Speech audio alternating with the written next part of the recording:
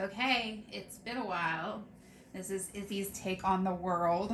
Again, completely unscripted, random situation. That makes it sound like it's scripted. You know that, right? You know, like, You totally don't have a script on you, right? right, well, it just means that I have to come up with questions and stuff on the fly, and I just don't know. It's random. Right, and like, it's a lot of pressure. Like, interviewers and stuff, they have a list of questions. Sometimes they even have a clipboard or note cards so that they can go through and ask people questions. I don't have that. So it's like sitting down and having a conversation, but trying to keep it appropriate. Which is hard to do. Right, exactly. Because we have lots of thoughts that are interesting. So I think the first thing we're going to talk about is gynecology appointments, because poor Izzy has had to go through the gynecological exams now. And what do you feel about that? Do you have any words of wisdom for girls your age who have to go to the doctor for certain issues like irregular periods or heavy bleeding and all that kind of craziness? My advice to that is just kind of stay calm. And maybe do a bit of research on what you may have and may be dealing with. That way you have a better understanding of that topic and you can make decisions for yourself. Yeah, hopefully Izzy's just turned 13, so happy birthday, Izzy. Thank you. It's been a few weeks though. Like, actually, I guess it's been more than a month. Yeah. But we don't talk about that. So, so happy birthday anyway. So she's 13 now. Like, woohoo! You're a teenager officially. But did you do research when you first went to the gynecology appointment, or did you? Absolutely not. But now looking back on it, I kind of wish I did. That way I could, fully understand the topic and medical issues I'm dealing with. Do you feel like I prepped you for what was going to happen? Like, do you think the parents are supposed to outline, here's what to expect? Well, I think it would provide the kid with a better understanding of the situation at hand. That way they don't have any unexpected things happening to them that may make them feel uncomfortable. So I do feel like it'd probably be a bit better if people did, did do that. I was losing my voice there for a second. Because that way it's just more helpful. But, we discussed it, right? Yeah. And so you felt like I prepared you for what was going to happen? Yeah, because then I at least had a better understanding of the situation at hand. So was there anything that happened that was super out of the ordinary that made you feel really uncomfortable? No, not really. It's kind of like, it's the gynecologist. We're not going to be playing with kazoos. They're going to be looking at the chambers down below. The chambers of secrets, yeah. Hopefully it's the chambers of secrets at your age. It's kind of crazy. I think, I don't remember if it was in China, but there was an 11-year-old girl that had a baby. 11. Well, 2 years younger than you. What do you think about that? So, I don't know the whole situation, because I don't know if it was forced upon her, or if it was something, consensual. Either way, though, I feel like that's a bit of an just bad situation, because then that brings up the whole abortion controversy and whether she should or shouldn't keep the baby and how that'll affect her life. Right, exactly. And what do you think? If you were in that position, thankfully you weren't in the position, but if you were 11 years old and for some reason, whether it was intentional or non-intentional, you found out that you were pregnant, technically she could have been really 10 when she got pregnant and had the baby at 11. I'm not quite sure. But what would you think? What would you want to do? Well, I personally would be, it's a very hard situation, but I'm going to just say it from my point of view. So, I guess if you disagree, I still respect your opinion. So, but I guess at first I'd probably be very scared, but I know I wouldn't be fit to parent at that age because I'd be juggling the responsibility of having to do work and etc., homework. I probably wouldn't be able to provide the baby with its necessities that is needed. So I think I'd probably get an abortion because I don't think I'm going to put a baby in a situation where I can't provide for it because I don't think that's fair to the baby. Well, it's also a huge health risk. And let's just put that out there. Like for you at your age, even at 13, to have a baby, your health is in jeopardy. Your body isn't like, I mean, you're a fairly well endowed child, teenager, I should say. And, but, you know, size matters. So if you're 5, you know, you're not ready to have a human being growing out of you. If you're 10, you're not really that fit. Like you don't have the components. Like I shouldn't say you don't have the components. You have the components, but your body isn't ready for that kind of stress. So it's also a health risk. That said, in some states, there was a girl who I think was maybe 12 or 13 that got pregnant in the U.S. and she wanted to have an abortion, and her state had anti-abortion laws in place, so she couldn't get an abortion. So the only way they would be able to do that is to drive to another state to get one, even though it seemed to be a situation that was a danger to the girl's health. So what do you think about that? You see, this is why I say, I mean, okay, if you don't believe in abortion and you think that's really messed up, and that's okay, you're allowed to have your own opinion. But when you force your beliefs onto other people, that's when it's wrong. Like that state is forcing that belief onto others. Right, and on top of that, it's putting the other person's life in jeopardy. So, like, it's not just she doesn't want to have a kid at 12. It's seriously, she's physically... It's endangering her. Yeah.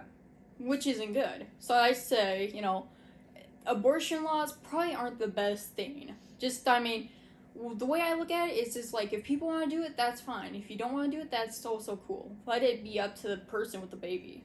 Right, kind of like smoking cigarettes and, you know, drinking alcohol. It's a personal choice, right? Yeah, it should stay that way. I mean, nobody's, you know, forcing you to do something. It's not until your rights infringe upon other people's rights or life that it becomes an issue. So if you're a person who drinks a lot and then you choose to drive, then obviously you DUI. Yeah, right. Because you're also endangering others around you. So, I mean, yeah, so I just feel like abortion laws are a bit too much. Just their body, let them do what they please. So, I mean, at your age, I mean, now that you've turned 13, let's say you got pregnant tomorrow. Definitely not going to happen. But, yeah. But at the same time, we'll just say hypothetically, would you choose adoption over abortion? Again, I feel like the adoption thing could also put the child into an even worse situation, because I've heard some stories. So it's like, I mean, I guess it depends on the age of the baby, you know, at what week. Because, I mean, if it's just a small little embryo and it's not even really alive, then yeah, that's cool. Right, Probably it can't just support its own life outside of mom's body, in other words. Because technically, I mean, that's where a lot of people have a lot of gray as to whether or not an embryo is alive, or is it more of a parasitic type of a situation? I mean, so there's a lot of controversy over that.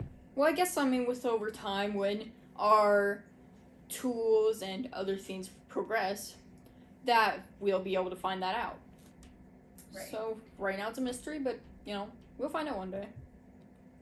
Yeah, I don't know. I'm not sure. Because, like, I think the whole thing is, like, a controversy over whether or not,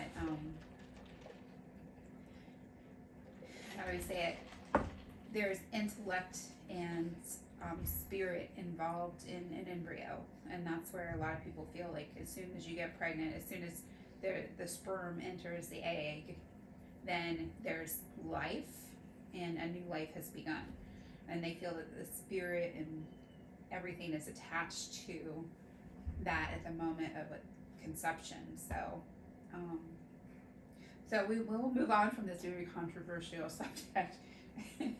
So, is there anything that you would feel like you would want to do to prepare for your gynecological exam? Is there any tips and tricks? Oh, a big one is just make sure you know when your period started last.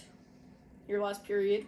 They always ask you that, right? Like, Yeah. So be every prepared. time. Like have some form of method to keep track of that because at some point they're going to ask you, "Hey, when did you have your period last?" So it'd be important before you go to the gynecologist that you are fully prepared. So, what do you do to keep track? I use the health app on my phone. So, you have an iPhone because you're spoiled. And so, I'm sure there's tracking devices for this in probably all cell phones, or there might be an app you can download to help you keep track of your medical information. But yeah, you can just go to your iPhone and click on your health app, and you can add the data for a lot of different things. Like, I think it has one for your last Pap smear and your last, you know, It's very informative on your physical health. it helps you keep track. Yeah. So, and that's important, right? Because what if things start to go awry? What happened with you that made you have to go to a gynecologist? Well, you see, I was having very heavy periods for my age, and that caused me lots of physical issues. Anemia. Yeah, I was anemic. Yep, anemic. Yep. You had low iron levels, low blood levels. So, but what else? Like, what else was the main issue for going there? Like, how frequent were your? Pretty much like every week, like every 9 to 10 days, I'd have my period. Right. So it was like Tampax were like buying in bulk. Like we have pretty much a whole closet divided, like just for female hygiene, right? You're like, be prepared. Yeah, That I mean, said, I will have to say, for those who aren't familiar, there is something called the period cup, and if you want to do something good for the environment, look up period cups. yeah, the Diva cups. The Diva cups, and there's a few other names out there, but they're silicone based, they're reusable, they're small, so they're transportable and stuff like that. And you only have to change them out like once every 12 hours, depending on how bad you bleed. So it's like so much, like a little bit more messy, I would say, but a lot less work and also better for the environment. And because it's BPA free and silicone and stuff like that, you're not being exposed to some of those chemicals and things that apparently tampons are known to have. So, as well as pads. So, anyway, is there like you didn't have to go through like when you get older, they're going to start doing things like breast exams and Pap smears. So, being at 13, she didn't have to go through that. It was just like basically making sure everything's in the right place and seeing if there's any abnormalities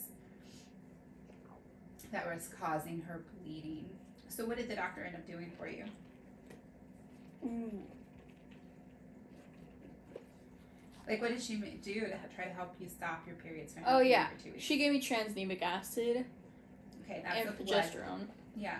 So initially she gave you the what Izzy calls Oh, the baby killers. the baby killers.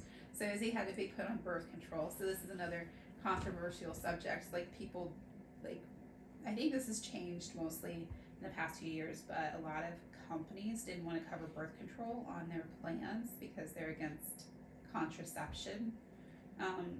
But people are taking birth control not just for preventing pregnancy; it's for medical purposes. So I think that's important. Do you think that insurance companies should cover birth control no matter what the situation? I mean, yeah, I think it'd be good because, I mean, at least it's really nobody's business what anybody's using progesterone or whatever baby killers for. If someone wants to use baby killers, let them. I mean, as long as they're not, like, going crazy with it or snoring it, everything's fine. You gotta use it properly, right? Yeah. To your doctor's, as your doctor prescribes. So I think we'll wrap up this very informative video on a lot of different topics. Is there any final words you want to say? Bye.